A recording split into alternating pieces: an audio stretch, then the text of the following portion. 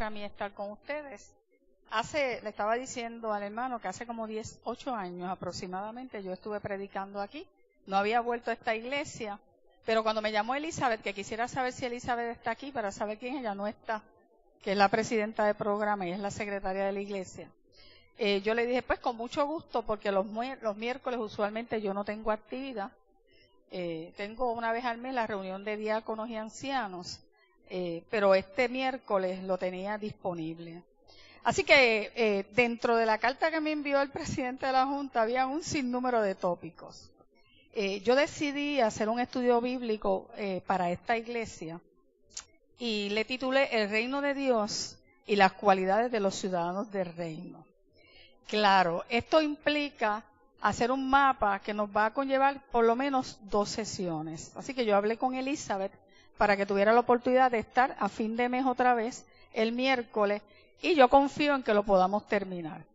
Porque esto implica pues trabajar con el concepto de reino de Dios, la teología del concepto de reino de Dios, hablar de la iglesia como la manifestación del reino de Dios y terminar con lo que le podríamos llamar las cualidades del reino de Dios basadas en el Evangelio de Lucas, porque voy a darle prioridad a Lucas hecho, porque en Lucas, en Jesucristo, el reino se ha acercado, por lo tanto, la ética del reino está expresada por Jesús en su enseñanza en Lucas y en Hechos, que es el surgimiento de la iglesia, se pone en práctica lo que es, ¿verdad? Lo que es la teología, la enseñanza de Jesús sobre lo que debe ser la vida de nosotros como cristianos.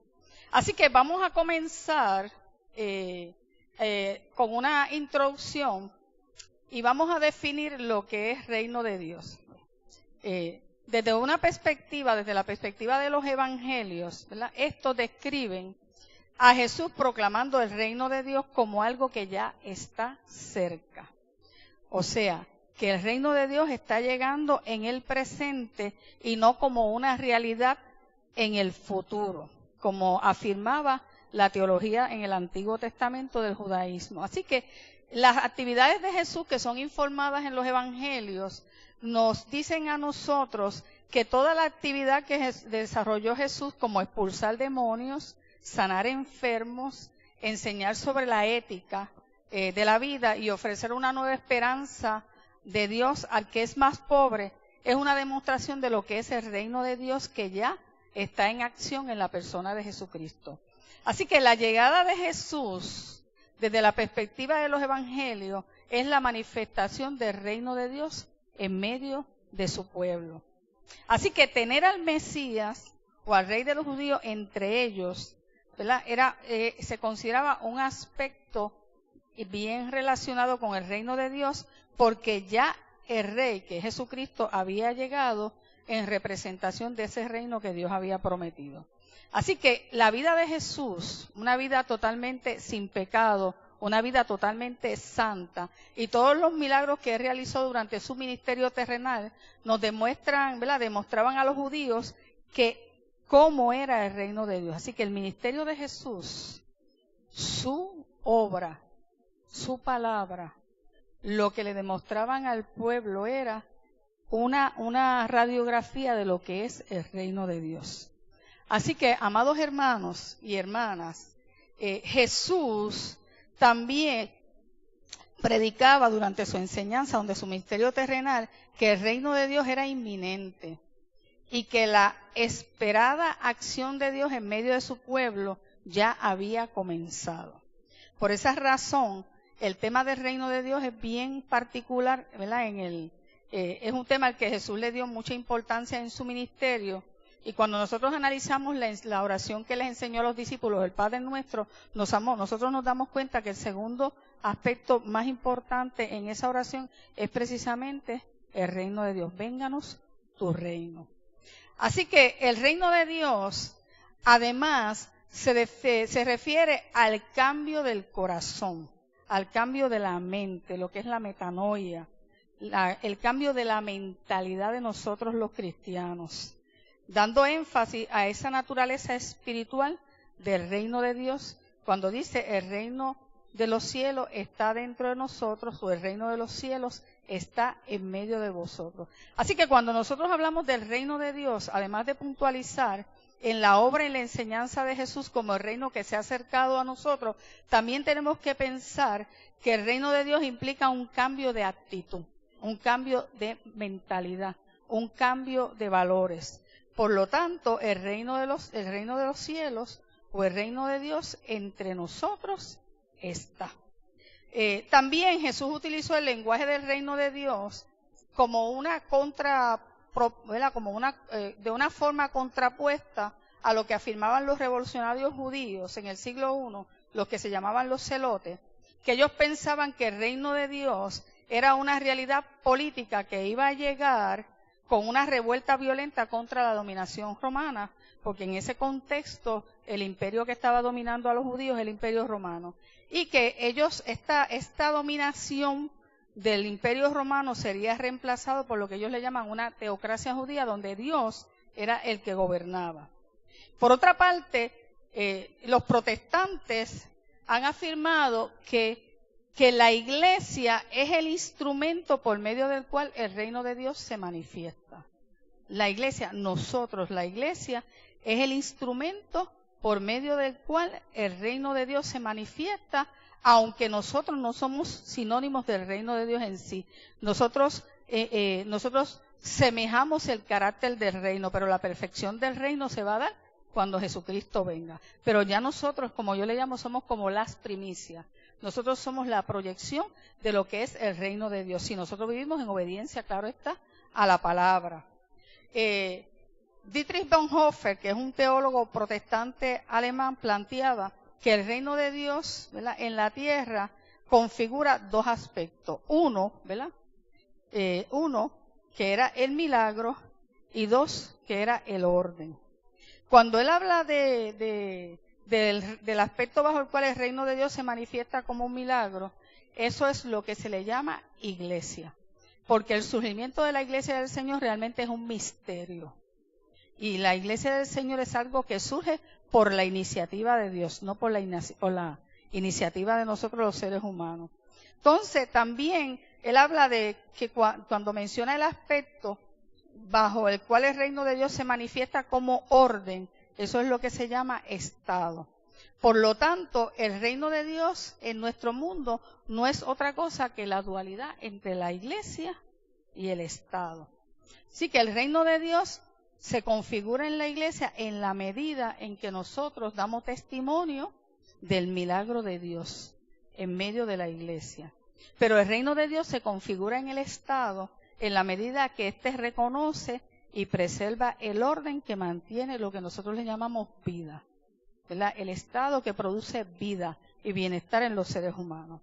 Así que eso como una manera de introducción, ¿verdad?, de lo que es el concepto del reino de Dios. Ahora, cuando hablamos del reino de Dios y su teología, tenemos que decir en primer lugar que Jesús predicó el comienzo inmediato del reinado de Dios.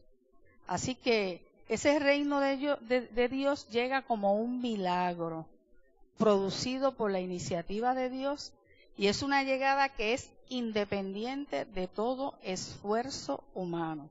Fíjese que nosotros en la iglesia del Señor, nosotros tenemos que ser testigos, nosotros tenemos que compartir esta palabra en todo lugar, independientemente de la distancia.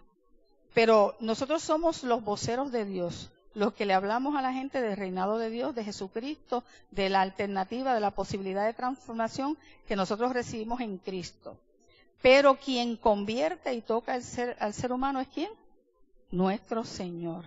Así que nosotros somos instrumentos de Dios, pero la iniciativa es de Dios. Así que ese es el milagro del reino de Dios, porque independientemente de lo que nosotros hagamos y del esfuerzo humano, el reino de Dios es un misterio, es un milagro que se produce por iniciativa de Dios. Así que, amado y amado, es imposible conseguir el futuro, o sea, entrar al reino de Dios por nuestro propio esfuerzo individual. Lo otro es que hay un texto bíblico en Marcos, en el Evangelio según San Marcos, en el capítulo 1, verso 15, le voy a pedir a alguien que me lo lea, alguien que busque la Biblia rapidito, ¿verdad? Marcos 1:15, capítulo 1, verso 15. Vamos a ver si nos podemos, ¿verdad?, complementar unos y otros leyendo la palabra. Marcos 1:15, el que lo tenga que lo lea rapidito.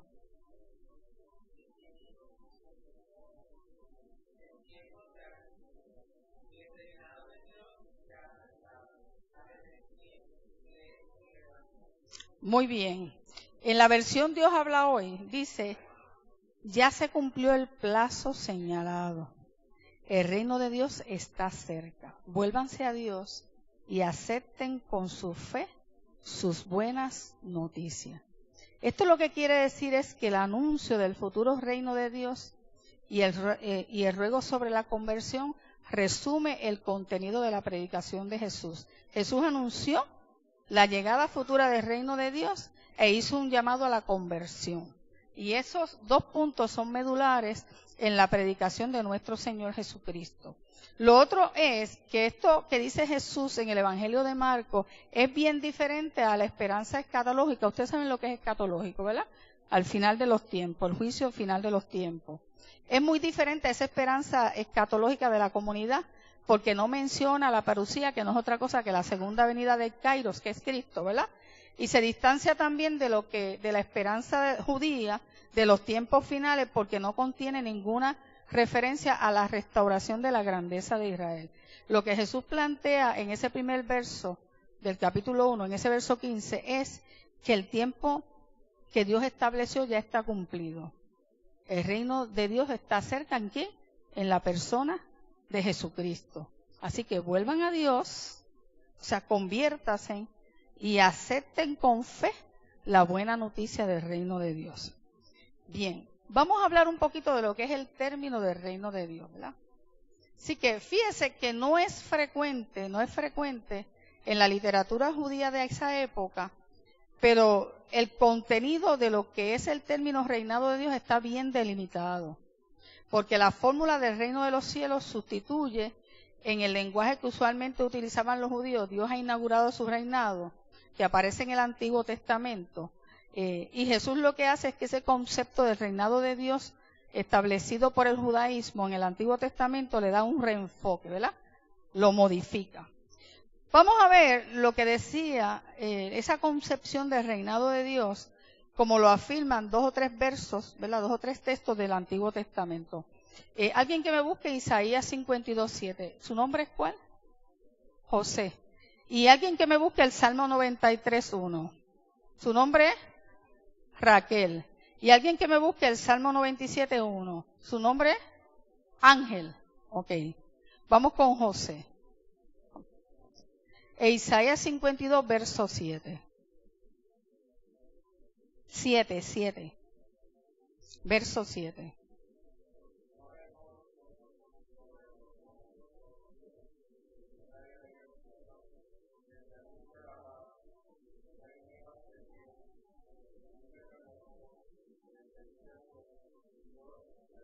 Muy bien. Esas son las expectativas del judaísmo de lo que es el reinado de Dios. Vamos a ver lo que dice el Salmo 93:1, Raquel, ¿verdad?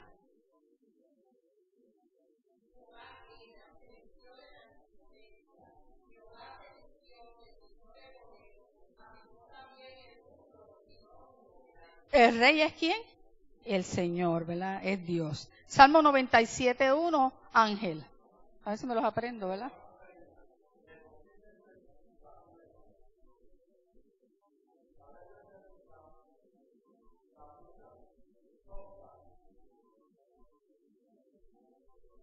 Y dice, el Señor es rey, ¿verdad? El Señor es el rey. O sea, Dios es el rey.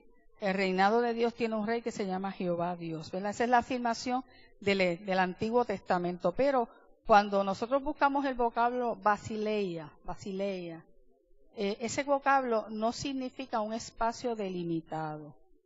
Lo que hace es que afirma el gobierno y el señorío de Dios. El gobierno y el señorío de Dios. Así que, según el concepto judío, Dios es el rey, como leímos en esos textos del Antiguo Testamento. Y es el Señor de Israel, como leímos en esos textos del Antiguo Testamento.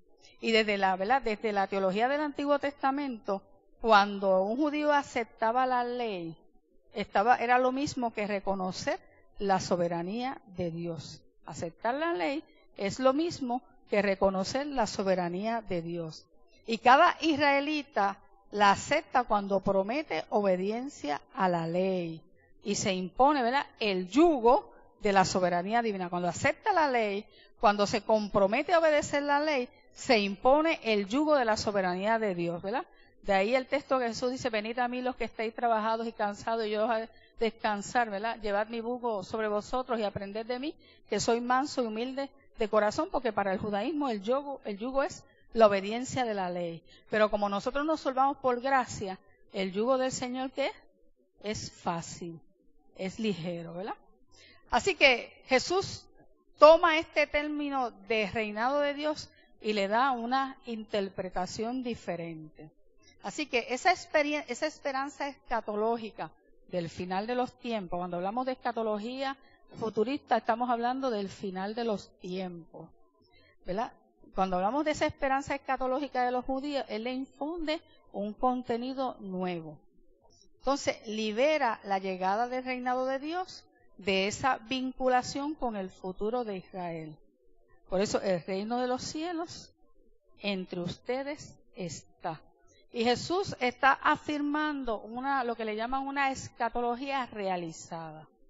Una escatología realizada es que comienza desde ahora. Eso no quiere decir que niega, ¿verdad?, la esperanza futura del juicio de Dios al final de los tiempos. Pero nosotros afirmamos que cuando nosotros llegamos al Señor y nosotros nos integramos a la comunidad de fe, ya nosotros tenemos que empezar a vivir la experiencia del reinado de Dios hasta que Jesucristo venga, ¿verdad?, por segunda vez. Así que, amado, él está afirmando que ese reinado de Dios va a llegar, pero su venida no depende ni de tal ni de cual condición como imaginaban las concepciones del judaísmo. No depende de una sucesión de acontecimientos, como afirmaba apocalíptico, como trabaja, ¿verdad?, la apocalíptica en el Antiguo Testamento. Ni depende de la obediencia de Israel a la ley, porque para un judío, ¿verdad?, para un israelita, un judío, la obediencia de la ley lo que hacía era adelantar, ¿verdad?, acelerar el comienzo de la era mesiánica. Pero la predicación de Jesús lo que afirma es que el reinado de Dios es inminente, o sea que es algo que llega, ¿verdad?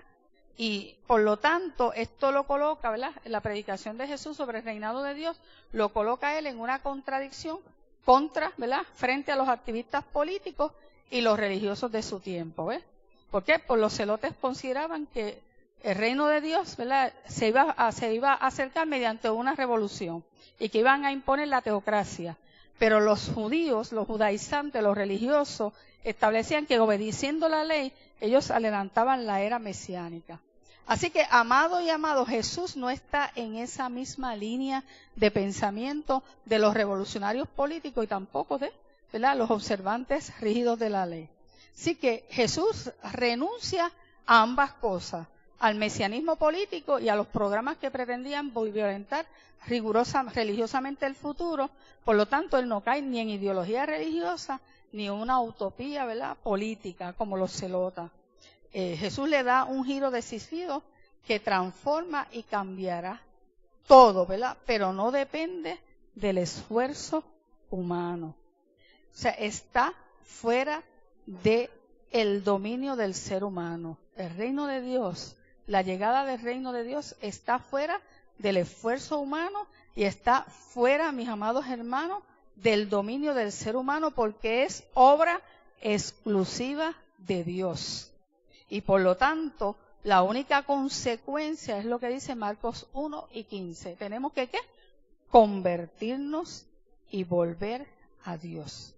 El reino de los cielos en Jesucristo inició, ¿verdad?, se inició en la llegada de Jesucristo, ¿verdad?, en el ministerio terrenal de Jesucristo. Todas las señales del Señor, de sus milagros, ¿verdad?, el echar fuera demonios, la palabra que enseñó es un reflejo del reinado de Dios. Así que la llegada del reino de Dios en Jesucristo nosotros la estamos viendo. Por lo tanto, el Evangelio de Marcos, si el reino de los cielos se ha acercado en Cristo, ¿qué es lo que hay que hacer? Convertirse a su enseñanza y volvernos a Dios. buscar a Dios. Nosotros como iglesia estamos desafiados, mis amados hermanos y hermanas, a convertirnos. Mire, y yo me leí un libro en el seminario para un trabajo que yo hice que plantea un concepto distinto de la conversión. Nosotros a veces pensamos, o hay hermanos que piensan, que hacer una declaración de fe es el proceso de conversión. Mire, ese es el inicio. La conversión es un proceso de toda la vida.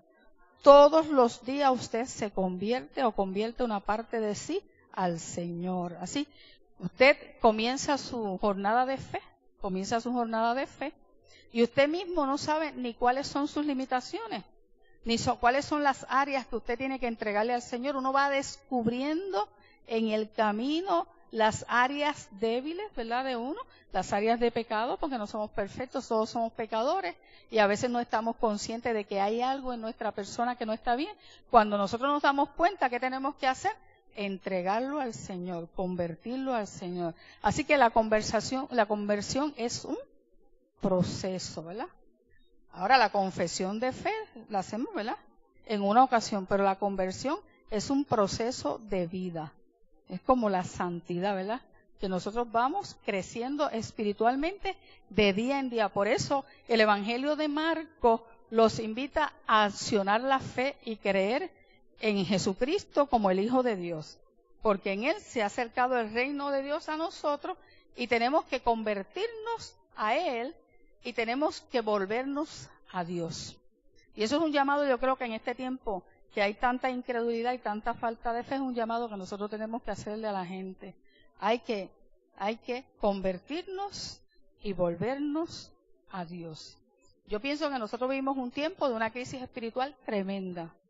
Y si no, pues ver las noticias y leer la prensa es suficiente indicador para nosotros saber que nosotros vivimos hay una crisis espiritual en este país, en el mundo entero, pero vamos a hablar del que nos ocupa a nosotros, que es Puerto Rico. Yo pastoreo en Bayamón, y Bayamón es número 1 en violencia doméstica, Bayamón es número 1 en adicción a drogas, es número 1 en alcoholismo, es número 1 en criminalidad. Y ahora en los casos de Zika también está entre los municipios que tienen más casos de Zika. O sea, yo no sé si, ¿verdad?, como yo estoy ubicada en la pastoral en Bayamón, no estoy tan ubicada, ¿verdad?, en el área de Dorado, pero cada municipio tiene sus particularidades, ¿verdad? Entonces, lo otro que podemos hablar de la teología del reino de Dios es que la llegada del reinado de Dios está próximo. Entonces, hay un concepto que se llama Basileia Tou Teu, que significa gobierno o señorío de Dios. Entonces, ese gobierno y ese señorío de Dios se presenta como una magnitud futura, ¿verdad?, como destacan las sentencias que hablan de la entrada en el futuro reino de Dios. Vamos a pedirle a algún hermano que me busque Mateo 7:21. No me sé los nombres de todos. La hermana de los espejuelos que está al lado de Ángel, ¿lo puedes buscar? ¿Su nombre es cuál? Zoraida. Mateo 7:21 y Marcos 9:47. ¿Alguien que lo quiera leer, que me levante la mano? Su nombre es Raquel, ¿verdad? Marcos 9:47. Vamos a ver, Mateo 7:21. Me dijiste que es Zoraida. Ok, Zoraida.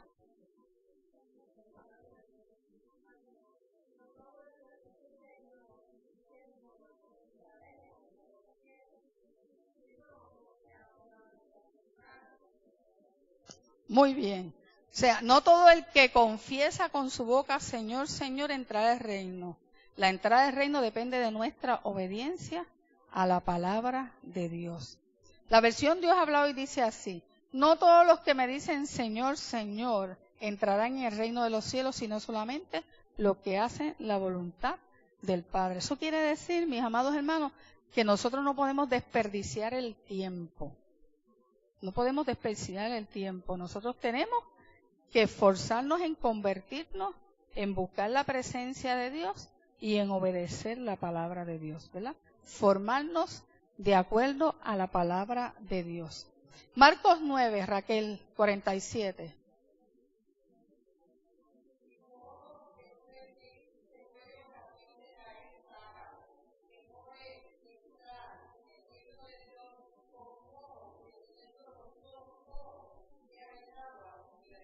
¿verdad? Eso es una metáfora, ¿oyó? Pero es radical. Lo que te está diciendo es que para nosotros entrar al reino de Dios tenemos que tomar decisiones radicales. Porque es mejor entrar sin un ojo al reino que con los dos y perdernos. Esto quiere decir que vivir para disfrutar el reinado de Dios implica tomar decisiones radicales en nuestra vida, ¿verdad? Eso es una metáfora. Más adelante dice que si un pie te deja ocasión de caerte, o una mano te la corte. Eso es una metáfora, ¿verdad? Hay gente que toma el texto sagrado literalmente, pero eso es una metáfora. Lo que quiere decir es que esto requiere decisiones radicales. No pueden ser posiciones tibias. Es sí o no, ¿verdad? Así que Jesús afirmó que el reinado de Dios está cerca, pero tampoco nos habló del grado de cercanía, ¿verdad? Según las expectativas de la apocalíptica judía, ¿verdad? La literatura apocalíptica judía, tenía que aparecer determinados signos que permitieran a ellos reconocer la proximidad del fin de los tiempos y el momento de ese gran cambio. Entonces, a la pregunta de los fariseos sobre la llegada del reino de Dios, Jesús responde en Lucas 17:20 lo siguiente. Se lo voy a leer yo. Los fariseos le preguntan a Jesús, ¿cuándo había de llegar el reino de Dios? Y él les contestó, la venida del reino de Dios no es algo que todo el mundo puede ver. Esto quiere decir, amado, que no está sujeta a cálculos.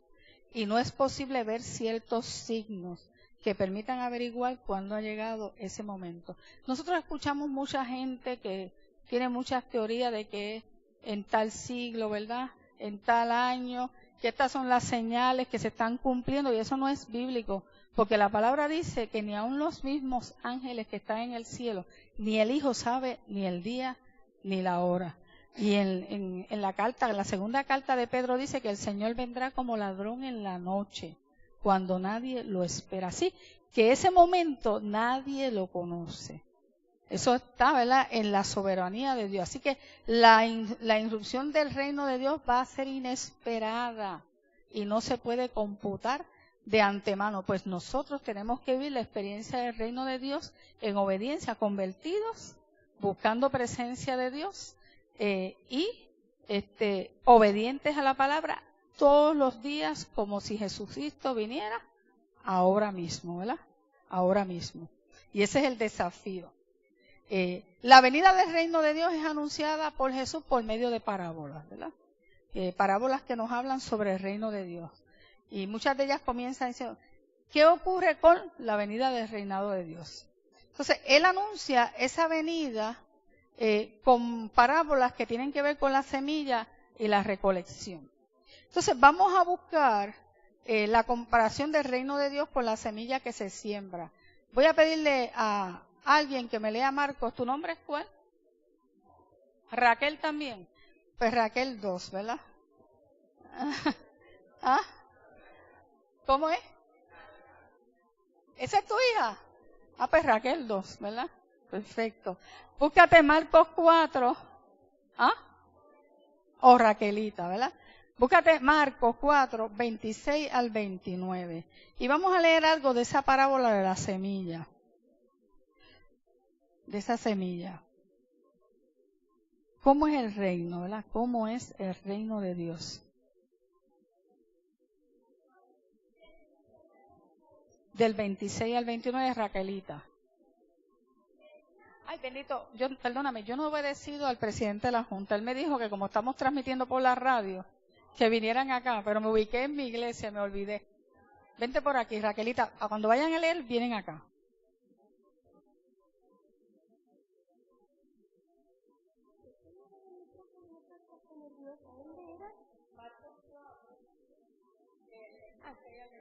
Sí.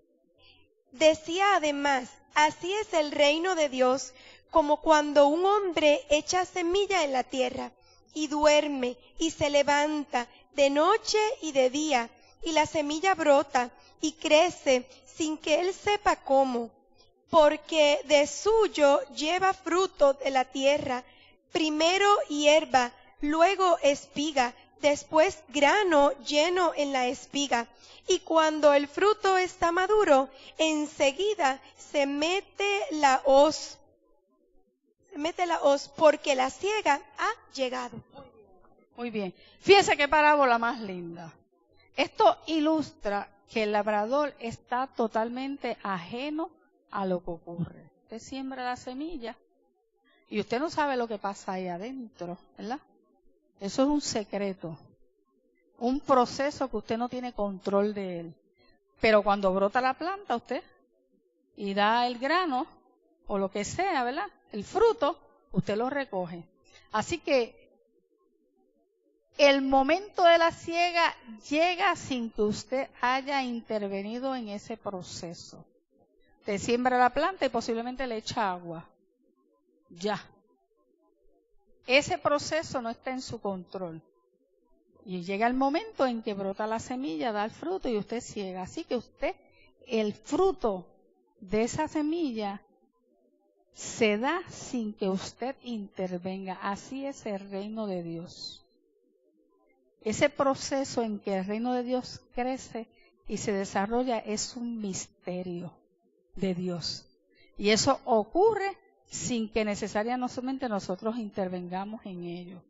Entonces, fíjese que eso en Joel, en el libro del profeta Joel, capítulo 3, verso 13, menciona sobre la realización del juicio lo siguiente: porque ellos son tan malvados, córtenlos como a trigo maduro, pues ya es tiempo de la cosecha, aplástenlos como uva, pues ya es tiempo, está listo para el vino.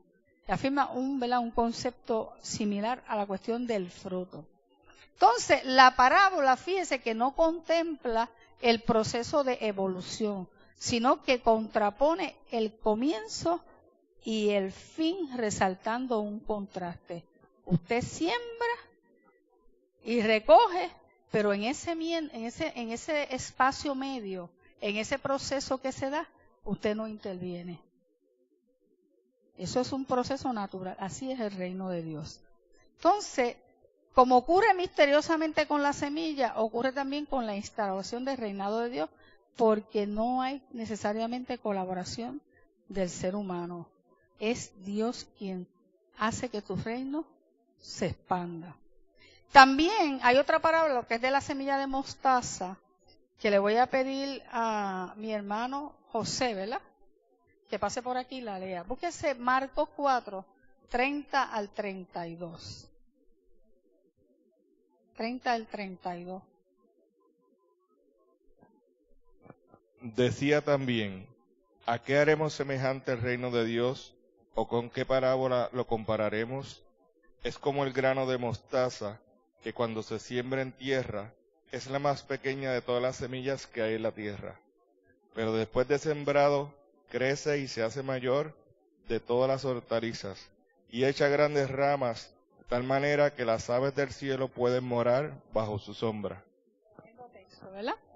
Fíjese que dice que una semilla, ustedes han visto la semilla de mostaza, si la han visto, eso es chiquitito, chiquitito, pero de esa semilla sale un árbol, ¿verdad?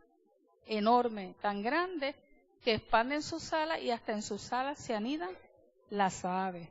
Esto quiere decir, mis amados, que aún los albas, los pájaros del cielo pueden hacer nido y encontrar abrigo en las ramas de los arbustos. Y esto yo no lo entré en la preparación, pero el reino de Dios tiene que producir vida. Y tiene que, ¿verdad?, apapachar a la gente, ¿verdad?, recibir la gente. Así que la imagen del árbol, donde se cobijan los animales y en cuyos ramajes se anidan, ¿verdad?, a menudos, realmente es una imagen que viene del Antiguo Testamento. Y yo le voy a leer dos textos porque quiero que ustedes se involucren en otro. En Ezequiel 7, 22, 24, usa esta imagen. Y dice así, yo estoy leyendo la versión Dios habla hoy. Por eso es un poquito diferente a la versión que posiblemente ustedes tengan si tienen la Reina Valera. Yo, el Señor, digo, también yo voy a tomar la punta más alta del cedro, arrancaré un retoño tierno de las ramas más altas, y yo mismo lo plantaré en el monte muy elevado, en el monte más alto de Israel. Echará ramas, dará fruto y se convertirá en un cedro magnífico. Animales de toda clase vivirán debajo de él, y aves de toda especie anidarán a la sombra de sus ramas, y todos los árboles del campo sabrán que yo soy el Señor. Yo derribo el árbol orgulloso y hago crecer el árbol pequeño. Yo seco el árbol verde y hago reverdecer el árbol seco. Yo, el Señor, lo digo y lo cumplo. O sea que la imagen del árbol, para hablar de Israel, es una imagen que viene del Antiguo Testamento. En Ezequiel 31, 5 al 6 dice, como tenía tanta agua, creció más que los otros árboles del bosque, sus ramas aumentaron y se extendieron mucho, aves de todas clases hacían nido en sus ramas, animales de toda clase, salvajes de toda clase, especie, daban a luz debajo de ellas y a su sombra podían vivir naciones numerosas. Así que la imagen del árbol, ¿verdad? La imagen del árbol que produce, ¿verdad? Que produce sombra, que permite que se aniden las aves, que los animales se cobijen debajo de ellos. O sea, de un árbol que da fruto, que produce vida, es una imagen que está en el Nuevo Testamento, en la parábola de Jesús, pero tiene una intertextualidad, ¿verdad?, con el Antiguo Testamento. Así que, amado y amada, realmente todo esto representa el poder inconcebible del reinado de Dios. El reino de Dios tiene poder. Y un poder que va más allá de nuestra capacidad humana, más allá de nuestra inherencia humana. Hay otra parábola que es la de la levadura, y le voy a pedir a algún otro voluntario que quiera leer, que venga por aquí. ¿Algún otro voluntario? Si no, Raquel. Raquel, ven por aquí. ¿Alguno de atrás que le guste leer? Vamos a ver. ¿Alguno otro que quiera leer? Pues si no, voy a traer a Ángel para acá. Ángel es usted, ¿verdad? Usted va a leer Mateo 13:33 y Ángel me va a leer Lucas 13:20. Son dos versiones, ¿verdad?, de la parábola de la levadura. Venga por acá. Y vamos a leer esas dos parábolas. 13:33. Por aquí.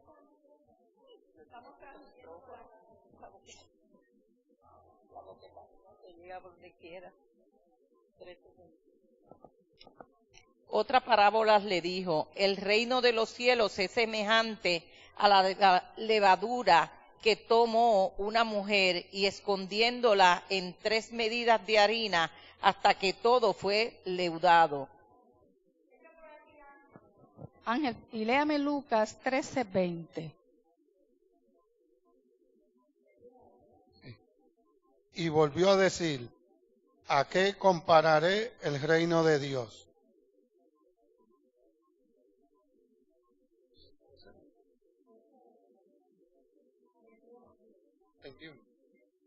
Es semejante a la levadura que una mujer tomó y escondió en 3 medidas de harina hasta que todo hubo fermentado.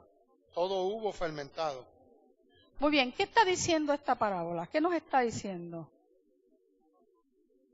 Que una cosa pequeña produce una cosa grande, ¿verdad? Fíjese que nuestra iglesia, la iglesia cristiana, ¿verdad?, a nivel mundial, comenzó con 12 discípulos. ¿Y estamos en qué siglo? En el siglo XXI y todavía ese mensaje del Señor sigue teniendo pertinencia y poder para salvar las vidas, para transformar las vidas. Y todo empieza con algo pequeño, pero sigue expandiéndose y expandiéndose y expandiendo y creciendo, porque es un misterio que está en la inherencia de Dios, no depende del esfuerzo humano. Así que a una gran cantidad de harina, tú le pones un poquito de levadura y leuda toda la masa. Así que el comienzo y el fin en esta misma parábola se contraponen como la parábola del grano de mostaza. Una pequeña semilla, un árbol gigante que produce vida y alberga la vida. Así que no se describe tampoco el proceso de fermentación, pero enfatiza el efecto inaudito, increíble, de esa pequeña porción de levadura. Así de maravillosa es la venida del reinado de Dios. Así de maravilloso. Así que todas estas parábolas destacan la magnitud de la maravilla divina, mi amado. La llegada maravillosa, extraordinaria del reinado de Dios, que no es resultado de un crecimiento histórico, no tiene que ver con el eslabón final de un proceso histórico salvífico, sino es el milagro, ¿verdad? El milagro significa que el final de la historia y el comienzo del reinado de Dios lo produce el mismo Señor. Así que es Dios quien establece su imperio e impone su soberanía. Establece su imperio e impone su sabiduría. Lo otro es que la venida del reino de Dios se anuncia como algo inminente, ¿verdad? Los signos de la llegada del reino de Dios ya son perceptibles, como dice Lucas 11:20, porque esto es cuando le mandan a decir a Juan el Bautista, porque si yo expulso los demonios por la mano de Dios, eso significa que el reino de Dios ya ha llegado a ustedes. Perdónenme, no es ahí. Si yo expulso los demonios por la mano de Dios, eso significa que el reino de Dios ha llegado. O sea, el hecho de que Jesús tenga autoridad sobre los demonios es un indicador que el reino de Dios está aquí. Entonces, en los milagros que realizó Jesús y las curaciones y la liberación de endemoniados, se cumple la llegada del reino de Dios, como dice Mateo 11:5 y Lucas 7:22. Esa promesa profética de la futura época de la salvación de la que habla Isaías. Yo le voy a pedir a otra persona que venga por aquí, que se atreva a leer. Mi hermana, Zoraida, ven por aquí, Zoraida. Mateo 11:5. Vamos a pedirle a otro voluntario que lea. Lucas 7:32. Son versos cortos, 7:22.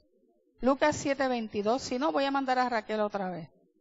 Y Isaías 35:5. Mi hermano José. En ese orden, acérquense para acá. Mateo 11:5.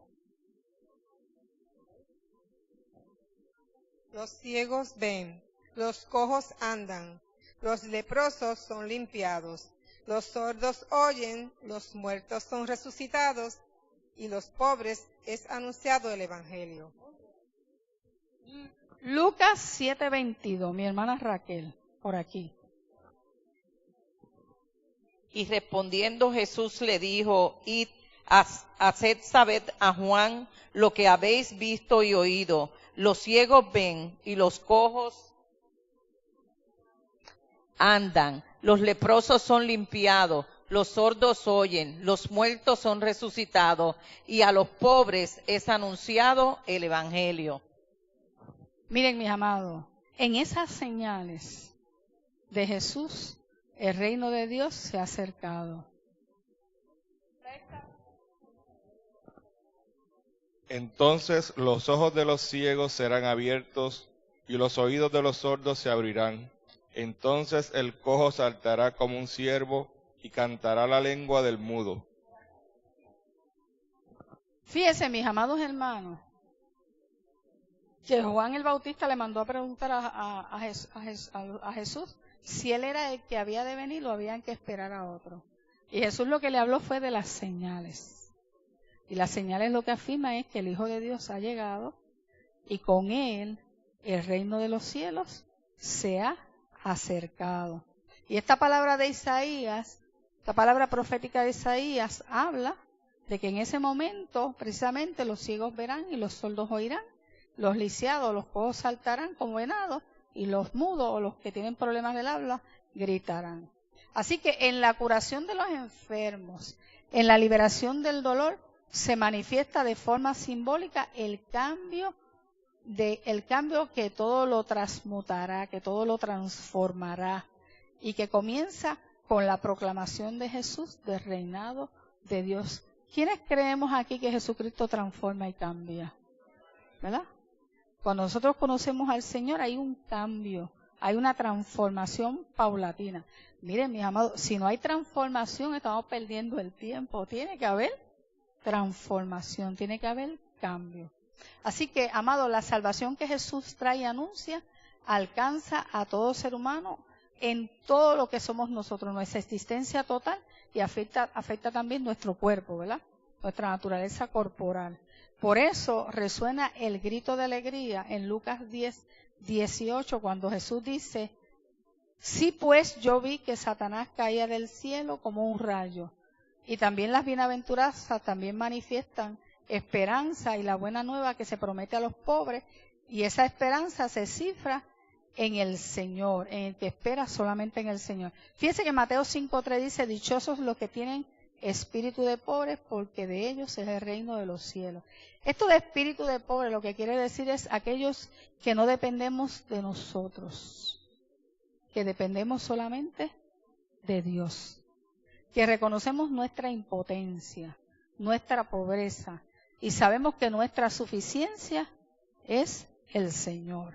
Entonces, como el reinado de Dios llega, el mensaje de Jesús nos exhorta a la conversación. O sea, que la llamada a la penitencia se fundamenta en la alegría de la llegada del reino, como plantea la parábola del tesoro escondido y la perla preciosa. Vamos a leer estas dos parábolas. Yo le voy a pedir a Raquelita que me lea Mateo 13, 44, 46, y le voy a pedir a mi hermano José, eres tú, ¿verdad?, que me lea, yo creo que se me olvidó colocar, chequéate si es Mateo 13, el de la perla preciosa, mira a ver si lo encuentra, porque no puse la cita. Es del 45 al 46, en Mateo también, ¿verdad? Ok. Ese es el que tú vas a leer, es que no le puse el texto. Vente por aquí, Raquelita. Tú te vas a leer 44 al 46, Mateo 13. El reinado es la del tesoro. Y tú te vas a leer el de la perla preciosa.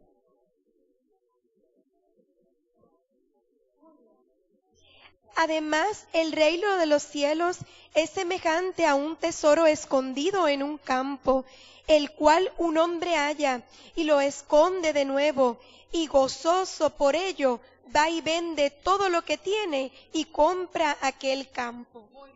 Muy bien. Vamos a leer, José, el de la perla preciosa. También el reino de los cielos es semejante a un mercader que busca buenas perlas, que habiendo hallado una perla preciosa, fue y vendió todo lo que tenía y la compró. Mire, el reino de Dios es algo extraordinario, algo valioso. El que lo encuentre, amado, no debe perder esa oportunidad. Por lo tanto, estas dos parábolas dicen que el que encontró el tesoro y el que encontró la perla, lo dejó escondidito ahí, ¿verdad? Vendió todo lo que tenía y regresó y tomó. Mire, el reino de Dios es algo que tenemos que arrebatar. Es algo que es de prioridad, es algo que es importantísimo. Nosotros no podemos perder el tiempo, no nos podemos dilatar en otras cosas. Si nosotros nos encontramos con la palabra poderosa de Dios y la venida, la invitación a participar del reino de Dios, mire, nosotros tenemos que salir corriendo deprisa y arrebatar eso para nuestra vida porque es valioso, es algo extraordinariamente valioso. Así que no debemos quedarnos atendiendo a otros asuntos y debemos caminar, ¿verdad?, a obtener eso que es valioso. Entonces hay que aprovechar el momento y aceptar la invitación. Y yo le voy a pedir a Ernesto, que está aquí ahora, la de ella, esa es Mateo 13, 44, Mateo 13, 44. Y él leyó 45, 46. Son esas dos parábolas. Entonces yo le voy a pedir un momentito a mi hermano Ernesto, ¿verdad? Ven por aquí. Disculpa que los primeros los mandé a leer y no me acordé de lo que me dijiste. Que estaban transmitiendo por la radio. Vamos a leer Lucas 14, 15 al 24. Cuando Dios nos invita, hay que aprovechar la invitación.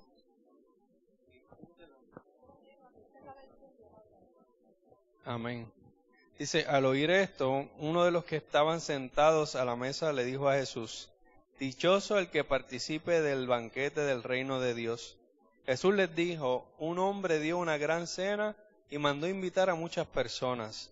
A la hora de la cena mandó a su criado a decir a los invitados: vengan, porque ya la cena está lista. Pero todos comenzaron a disculparse. El primero dijo: acabo de comprar un terreno y tengo que ir a verlo, te ruego que me disculpes. Otro dijo: he comprado 5 yuntas de bueyes y voy a probarlas, te ruego que me disculpes. Y otro dijo: acabo de casarme y no puedo ir. El criado regresó y se lo contó todo a su amo. Entonces el amo se enojó y le dijo al criado, ve pronto por las calles y los callejones de la ciudad y trae acá a los pobres, los inválidos, los ciegos y los cojos. Más tarde el criado dijo, Señor, ya hice lo que usted me mandó y todavía hay lugar. Entonces el amo dijo al criado, ve por los caminos y los cercados y obliga a otros a entrar para que se llene mi casa, porque les digo que ninguno de aquellos primeros invitados comerá de mi cena. O sea, mi amado hermano, cuando el Señor nos invita, ¿verdad?, a participar del reino, de ese banquete que Dios ha prometido, nosotros no podemos estar poniendo pretextos, ¿verdad? A veces nosotros permitimos que las cosas nos distraigan, las cosas que no son fundamentales nos distraigan y perdemos de perspectiva lo que es fundamental. Estos son, ¿verdad?, ejemplos de los pretextos, y el Señor se molestó porque el Señor vino a anunciar a su pueblo, ¿verdad?, la llegada del reino de Dios, y no creyeron. Pusieron obstáculos. Por lo tanto, Dios abrió el reino para todos. El que para el judaísmo tradicional estaba excluido de la gracia de Dios. Así que, amado, nosotros, Dios nos invita a participar del reino, a disfrutar de ese banquete especial que Él tiene para nosotros, y nosotros no podemos poner pretextos. No podemos ocuparnos en lo que no es fundamental y perder de perspectiva lo que es fundamental, porque en eso se nos va la vida y podemos quedarnos afuera. Hay otro texto en Mateo que dice, voy a leer Mateo 22, 1 al 14, que dice, Jesús comenzó a hablarles otra vez por medio de parábolas, y les dijo, sucede que con el reino de los cielos, como con un rey que hizo un banquete para la boda de su hijo. Mandó a los criados que fueran a llamar a los invitados, pero estos no quisieron asistir. Volvió a mandar a los criados encargándole, díganle a los invitados que ya tengo preparada la comida. Mandé matar reses, animales engordados y todo está listo, que vengan al banquete. Pero los invitados no hicieron caso. Uno de ellos se fue a sus terrenos, otro se fue a sus negocios, y los otros agarraron a los criados del rey y los maltrataron hasta matarlos. Entonces el rey se enojó mucho y ordenó a sus soldados que mataran a aquellos asesinos y quemaran su pueblo. Luego dijo a sus criados, el banquete está listo, pero aquellos invitados no merecían venir. Vayan pues ustedes a las calles principales e inviten al banquete a todos los que se encuentren. Los criados salieron a la calle y reunieron a todos los que se encontraban, malos y buenos. Y así la sala se llenó de gente. Cuando el rey entró a ver a los invitados, se fijó en un hombre que no iba vestido con traje de boda y le dijo, amigo, ¿cómo has entrado aquí si no traes traje de boda? Pero el otro se quedó callado. Entonces el rey dijo a los que atendían las mesas, átenlo de pies y manos y échenlo a la oscuridad de afuera. Entonces vendrá el llanto y la desesperación, porque muchos son los llamados y pocos los escogidos. ¿Qué les parece esta palabra? Yo quiero escucharlos. ¿Qué les parece? La invitación del Señor es impostergable. El Señor invita a todo el mundo, pero no todo el mundo está dispuesto. ¿Por qué? Porque hay que tomar decisiones, ¿qué? Radicales. Así que lo otro que afirma la teología del reino en el Nuevo Testamento es que la espera inmediata de la parucía, de la segunda venida, compartida por Jesús y los primeros cristianos, ¿verdad? Esta no llegó a cumplirse, sin embargo, inmediatamente, como pensaban los discípulos del Señor, que eso era inmediato, y ya estamos en el 2016 y estamos esperando la segunda venida. Pero hay una teología en la segunda carta de Pedro que dice que para que no nos perdamos, el tiempo se ha extendido, ¿verdad? Y que un día para Dios es como 1000 años y 1000 años como un día. Y que el Señor vendrá como ladrón en la noche cuando nadie sepa. Por lo tanto, tenemos que estar preparados todo el tiempo. Así que esta no llegó a cumplirse, pero sin embargo con el retraso no se echó por tierra la exactitud real de la predicación sobre el próximo reinado de Dios. En Jesús se interpreta el presente como un signo del futuro. En Jesús el reino de Dios se acerca y nosotros los que entremos en fe y nos convirtamos a la enseñanza de Jesús, vamos a participar de ese signo futuro del reino de Dios. O sea que con las palabras de Jesús irrumpe nuestro presente, que es lo que yo les mencioné, que es la escatología que se realiza. Así que la salvación o la desgracia dependen de una cuestión decisiva que se plantea en la predicación del inminente reino de Dios. Yo te predico, tú decides. Si lo aceptas, si tienes fe, lo aceptas, te conviertes y buscas la presencia de Dios y obedeces la palabra.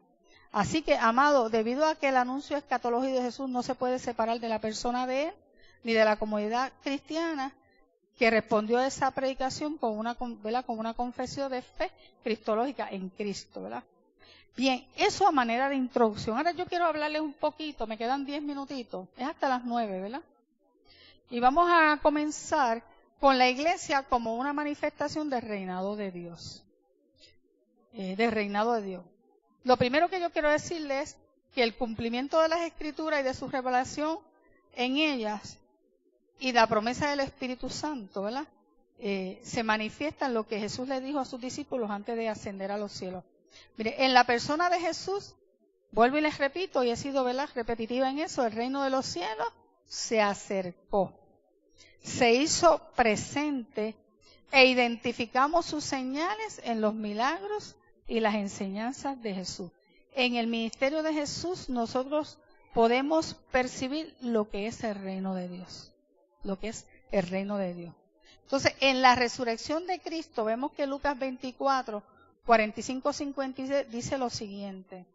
Entonces hizo que entendieran las Escrituras y le dijo, está escrito que el Mesías tenía que morir y resucitar al tercer día y que en su nombre se anunciará a todas las naciones que se vuelvan a Dios para que Él les perdone sus pecados.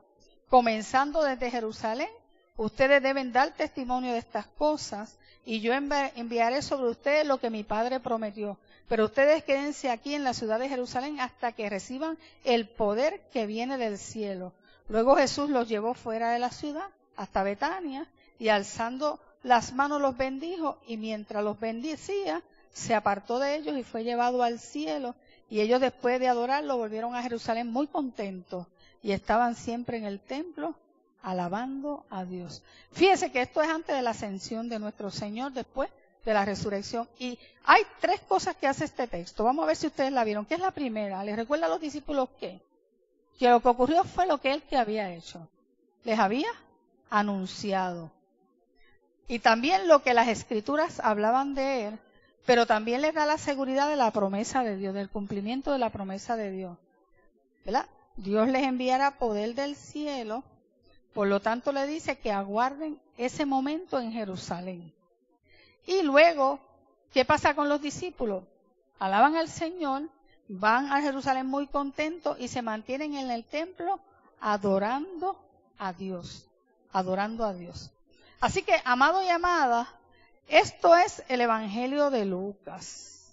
Y yo les mencioné cuando empecé que en el Evangelio de Lucas nosotros vemos que el reino de los cielos se ha acercado y que Jesús nos da las enseñanzas de cómo debe ser nuestra conducta, cómo debe cambiar nuestra actitud, nuestra mente.